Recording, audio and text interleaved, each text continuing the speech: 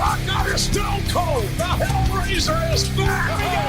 Evolution of the Shield. John Cena versus the Showstopper. Hulk Hogan and The Rock in the same ring. You will never take my place at the head of the table. Undertaker with a Hell's Gate submission. Oh my God! What?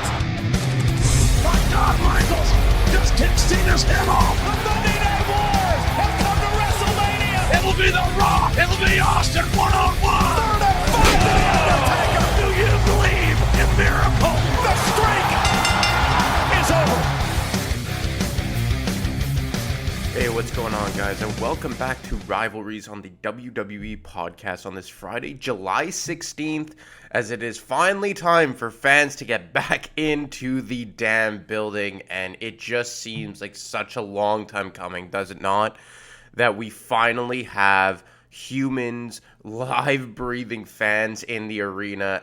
And I gotta say, I give WWE a whole lot of credit as to what they were able to do the past 18 months during this pandemic, or a little less, however long it actually ultimately was, 16 or what have you. But I was very critical of them pushing forward with live shows week after week after week during the peak of the pandemic.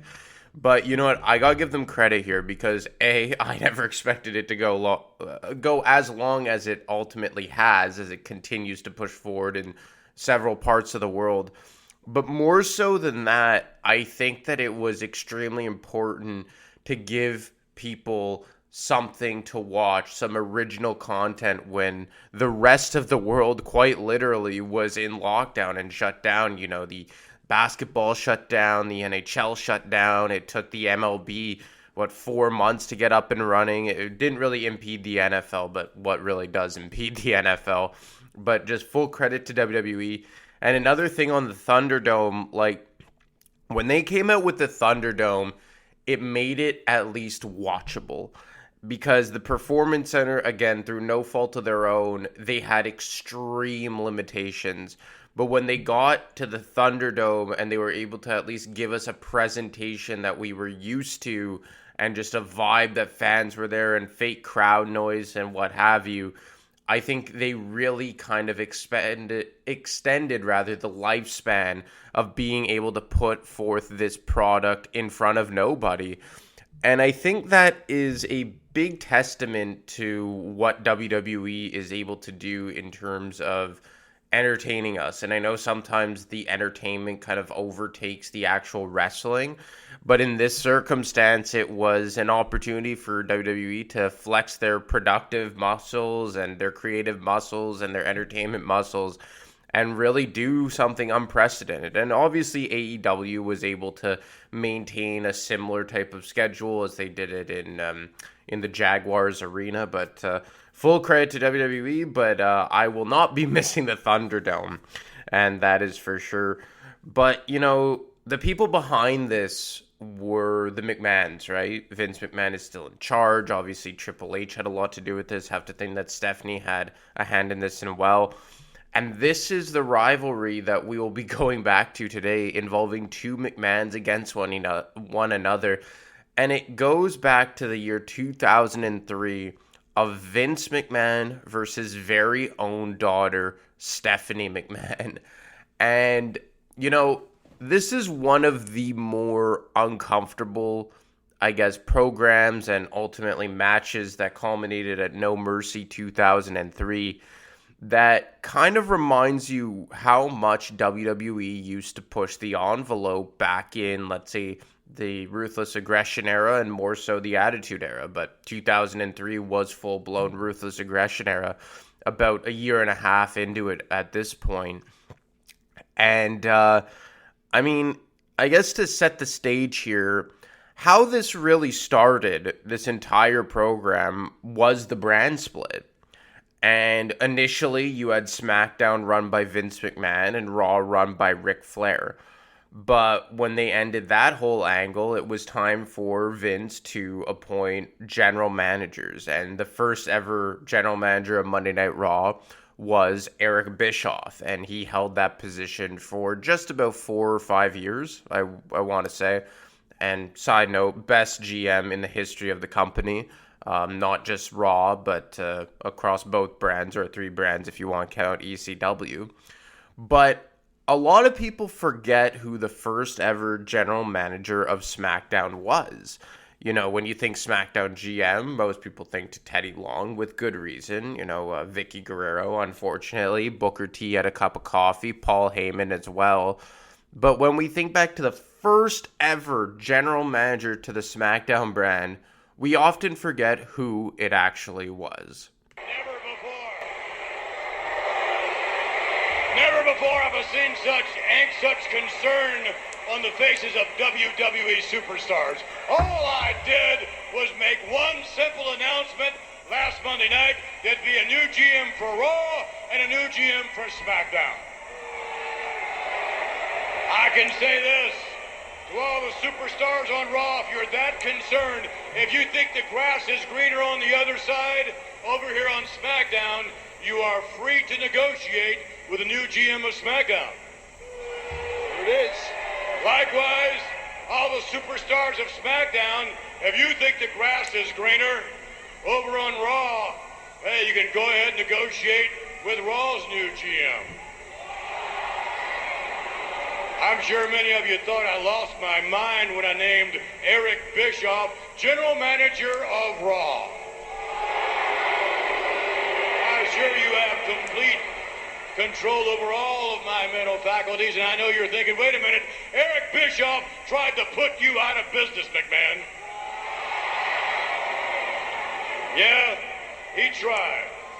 I named Eric Bischoff General Manager of Raw because he's the best person for the job, and because he is innovative, and because unquestionably he enjoys ruthless aggression. Which would then bring us to tonight's announcement, and the announcement of your SmackDown General Manager. Likewise, this General Manager is the best person for the job. Much like Bischoff, this person as well tried to put me out of business, and also has a history of ruthless aggression. The only difference between Bischoff and the new GM of SmackDown is, I said to the Raw audience, they truly deserve Eric Bischoff as their general manager. I'm not so sure that all of you people, the SmackDown audience, actually deserve your new general manager.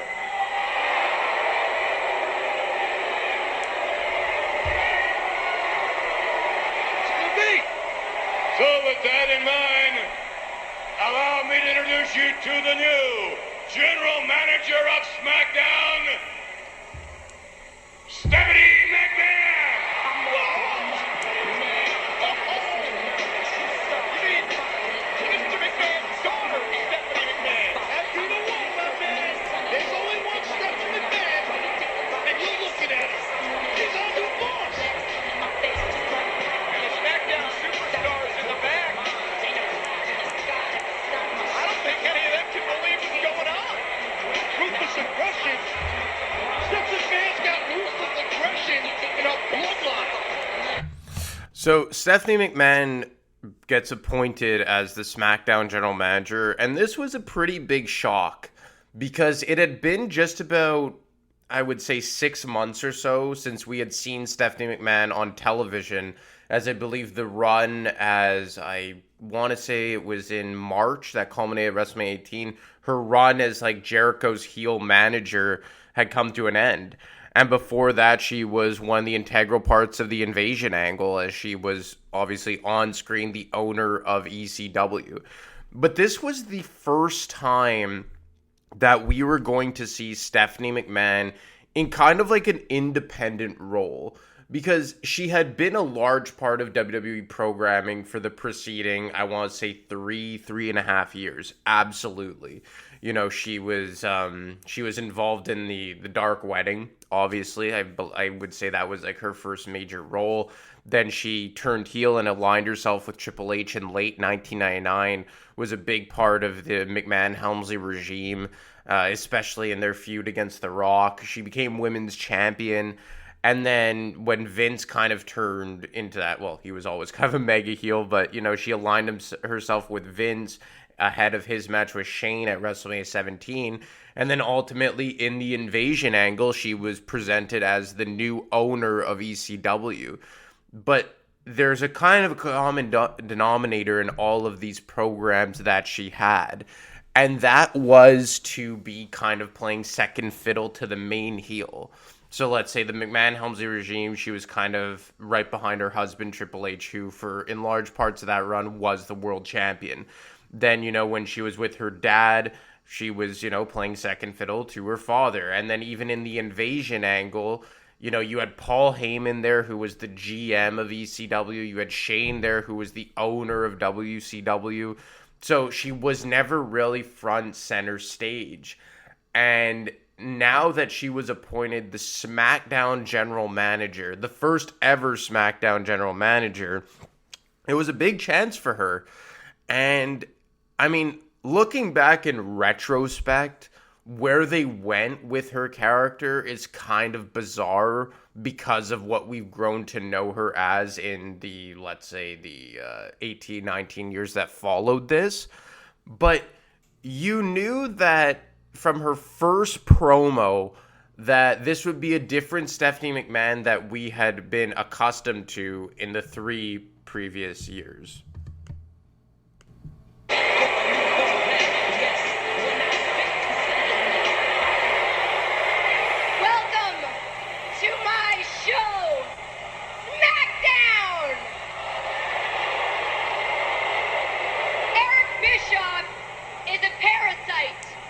Shane was right. But the one thing my brother was wrong about was when he said that he was going to screw Vince McMahon, screw this company, and screw my family because I won't let that happen. And I won't allow Eric Bischoff to steal your SmackDown superstars from you. Those superstars include The Rock. They include Hulk Hogan. They include Edge, and they include the man who Bischoff says would have made WCW a success. The man who Bischoff knows to be the greatest ring general in the world today. The man who has truly earned the moniker The Game. Triple H. That's her soon-to-be ex-husband. Bischoff claimed that his first official act as the general manager was going to be at Vengeance when he signed Triple H to Raw. So Bischoff at Vengeance, if you want Triple H to go down to that very ring and choose between Raw or SmackDown, I don't have a problem with that. Because the egg is going to be on your face, Bischoff, when you're left standing there and Triple H leaves Vengeance and comes back home to his fans at SmackDown.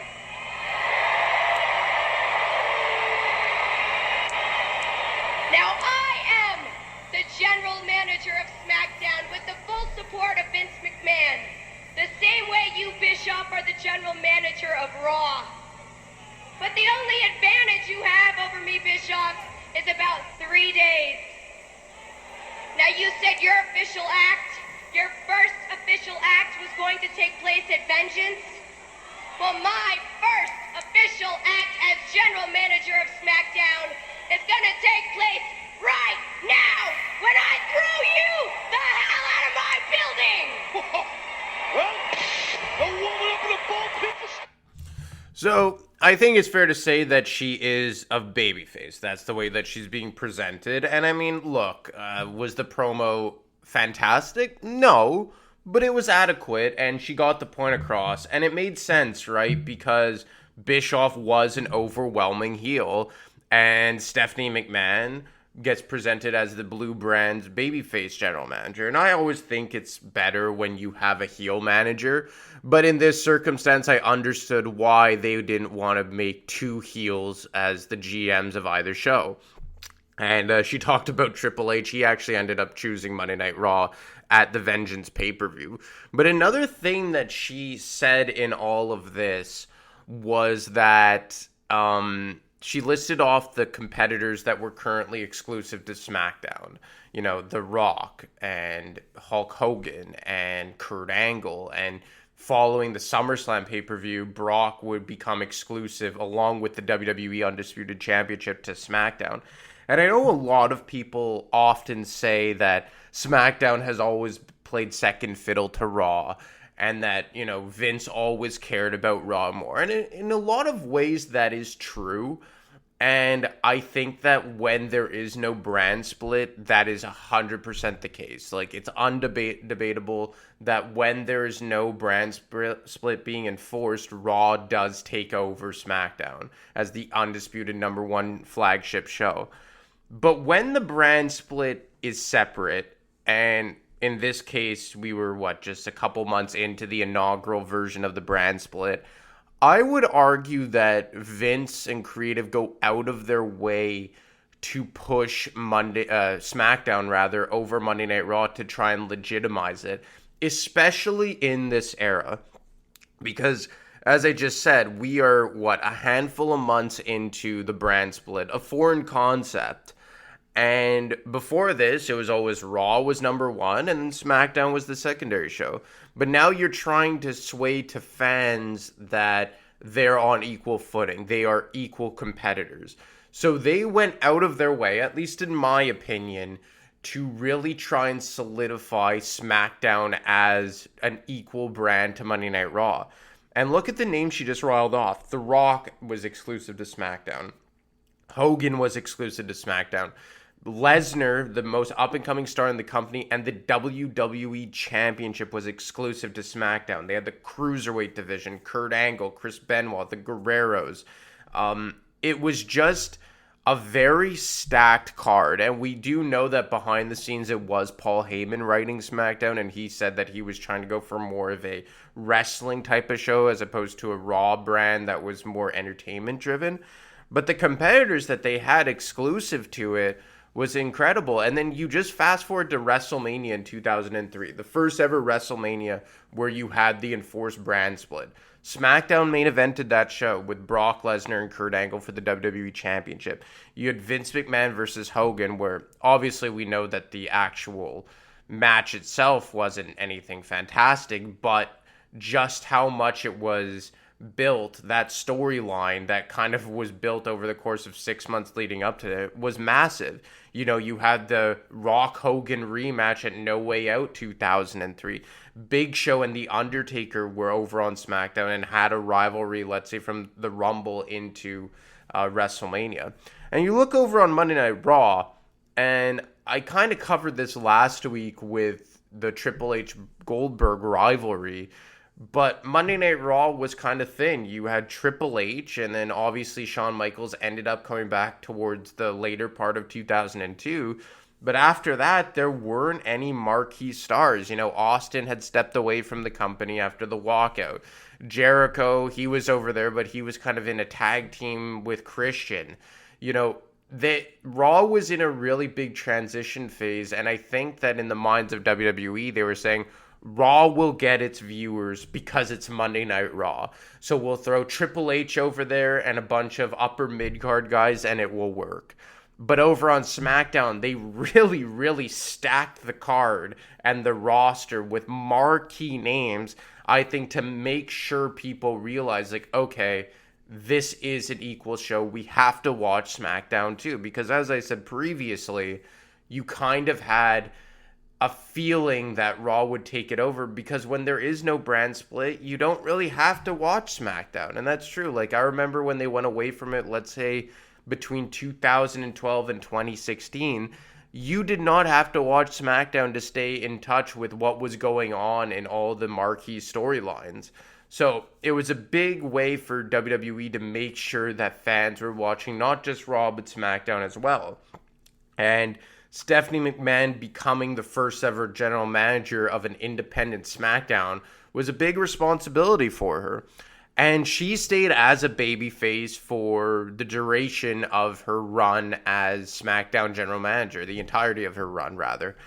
And by the time we got to the late summer of 2003 and we were creeping into the fall, you had Vince McMahon start to get more involved with the programming.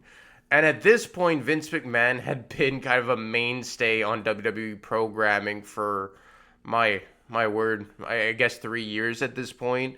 Because in 2000, he was really involved with the McMahon-Helmsley regime. In 2001, he was right involved with the invasion angle. In 2002, he was involved with appointing new general managers and the initial brand split, and then obviously built into his program with Hulk Hogan that spilled all the way to WrestleMania in 2003. And by the late summer in 2003, Vince McMahon's heel character had kind of almost reached like a climax where he had put together all of his previous heel roles and even characters. And I guess it was kind of fueled by him finally conquering WCW. And at this point, we were, I guess, a year and a half post the invasion angle. That when he returned on SmackDown, he had kind of just taken on this extreme power gimmick, and he was dating Sable. And it really had him take a run at his very own daughter, Stephanie McMahon, who just about a year into her job as the SmackDown general manager had disappointed her father Vince to this point, and he comes back and says that he wants her to respectfully resign, and then to no avail, obviously. Then he puts her in a match against A-Train where he just obliterates her. Then he puts her in a match against Brock Lesnar, and it just became very, very uncomfortable as to where they were going with this storyline. It was like something you had never seen before. But Vince and Stephanie, to her credit, were just so dialed in with this program that it made it feel so damn real, which added to the uncomfortability factor involved in it. And it ultimately leads to an I Quit match at No Mercy between the father and daughter, which is just so crazy to think about. And the stipulation is that if Stephanie wins, Vince has to step down as chairman of WWE. And if she loses, she has to resign as SmackDown general manager. But the caveat is that Vince had to make her say I quit, while Stephanie could win by making him say I quit or by pinfall. So there was a bit of an advantage for her. But in the go-home SmackDown to No Mercy 2003, and the name of this pay-per-view was just absolutely perfect given the stipulation and the whole backstory between Vince and Stephanie. There was a promo between Vince, Sable, Linda, and Stephanie, and it just really kind of set the stage for just how uncomfortable this match and this storyline as a whole was. I don't think I've ever seen you any more voluptuous, and my God, your breasts. Oh, I'm sorry. I beg your pardon. How insensitive of me. How inconsiderate. Linda, I want you to meet Sable. Sable, this is my wife, Linda. Now, maybe you want to say hi to Linda?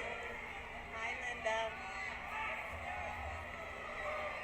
I don't know if you realize this or not, Linda, but behind every great man, and oh yeah, he is a great man, is a great woman.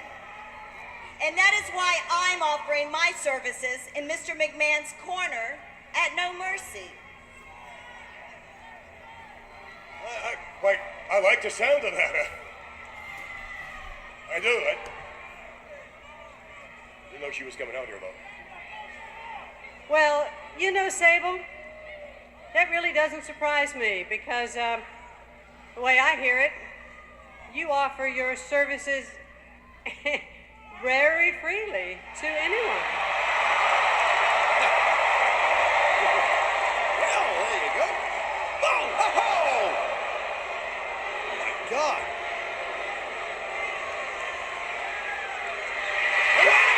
Stephanie's had it out! Stephanie has had it out! And Mr. McMahon grabbing his daughter! And then flinging his daughter, actually. Oh!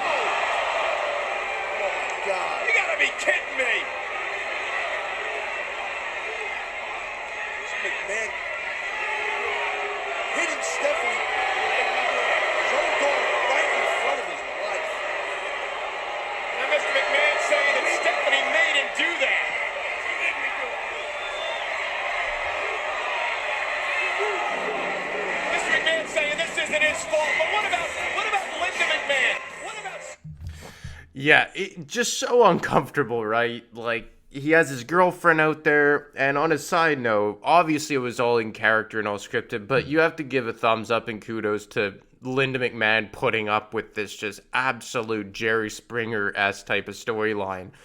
And, then Stephanie defends her mom after Sable kicks her in the stomach. And Vince just ragdolls Stephanie off and then just nails her with a vicious clothesline. And it was just, I couldn't believe the envelope that they were pushing with this angle. But at the same time, it was the owner of the company and his direct family, his wife and his daughter. And obviously Sable wasn't actually his girlfriend, but just a crazy, crazy storyline and angle they were going with this. And it ultimately leads to their match at No Mercy. And this little segment set the tone for what No Mercy was going to be. And it would be exactly that, No Mercy for Stephanie McMahon. And the match, I gotta say was good, given the competitors in it. But, it was brutal. Clotheslines by Vince, grabbing his wife by the face and throwing her down because she was in the corner of Stephanie. There was a lead pipe that got involved. And there was actually a mounted comeback by Stephanie at one point to actually defeat Vince McMahon. But when all was said and done, the ruthless aggression, no pun intended, of Vince McMahon ultimately led to his victory. Man's got a lead pipe around his daughter's throat. And Taz, there's nothing anybody can do. Nobody can interfere or be fired. That's right. The referee, this is no holds barred. All the referee's out there to do is hear Stephanie say, "I quit," or to count the pinfall of Mr. McMahon. Mr. McMahon and Linda's, she's going crazy out here. She's got a towel in here. We don't have a camera on it yet. Linda threw the towel in. Linda threw the towel in. Here is your winner, Mr. Thank God. Thank God that Linda McMahon threw the towel in and perhaps saved her own daughter, Stephanie. Mr. McMahon was choking out Stephanie with a lead pipe. So Vince gets the victory by literally choking out Stephanie with a lead pipe around her neck. A very visual scene, and her mom, Linda, actually throws in the white towel to end the match, which I guess is a way to, I don't know if protect Stephanie's the right word, because she's not an active competitor, and is there anything to protect? She's fighting a full-grown man in this match, but it was decent booking. Obviously, we knew that Stephanie wasn't going to win, Vince wasn't going to step down, but I feel like this program is a good testament to a different side of Stephanie McMahon that we were able to see. Because after this, we never really saw a babyface version of Stephanie McMahon. And to be quite honest with you, after this program that kind of had her in WWE in a prominent role for about 3 or 4 years by this time. More than 4 years at this point, because this was October 03. So Stephanie McMahon, give or take, had been a consistent prominent role on WWE programming for over 4 years at this point. We didn't see her again in any type of prominent role probably until 2012. I know she showed up here and there. She was involved in the Randy Orton Triple H angle where she infamously got knocked out and Randy Orton kissed her. But it was almost like a 10-year run after this, unless I'm mistaken and I'm completely blanking on something, but she started having kids. She got married to Triple H in real life this very month in October 2003, but we would not see her in any consistent fashion on WWE programming for just about a decade at this point.